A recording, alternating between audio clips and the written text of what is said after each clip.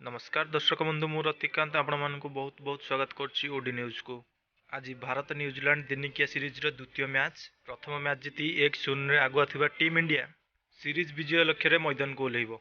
आज भारतीय समय दिन 1:30 रे रायपुर रो वीर नारायण सिंह इंटरनेशनल स्टेडियम रे खेला जिवो एही मैच। सेपटे द्वितीय मैच जीति 3 मैच विशिष्ट श्रृंखला रे बराबर स्थिति को फेरिया पे चेष्टा करिवो न्यूजीलैंड। प्रथम दिनिकिया रे रोहित बाहिन 350 रन विशाल टार्गेट देइथिले।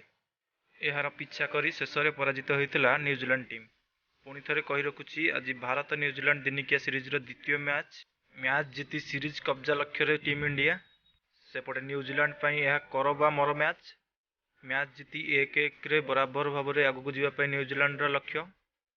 पूर्व मैच रे शुभमन गिल धुआंधार बैटिंग देखा मिलता जहाँफल इंडिया न्यूजीलैंड 350 रन विशाल टार्गेट रखी। न्यूजीलैंड मध्य शेष किछि ओवर रे विस्फोरक बैटिंग करी लक्ष्यर बहुत पाखक आसिकी हार मानी। आपण मानक लक्ष्य रे आज मैच रो हीरो किए हेबे कमेंट बॉक्स रे जणातु एवं एही भली न्यूज आगको पाइबा पई चैनल को सब्सक्राइब करिया पई जमा भी भूलंतुनी। वीडियोटी जदि भल लागिछि कमेंट बॉक्स रे जणातु। पुणी थे कही रखुची एही भली न्यूज आगको पाइबा पई चैनल को सब्सक्राइब करंतु एवं पाखरे थिबा बेल आइकन को दबाइबा पई जमा भी भूलंतुनी।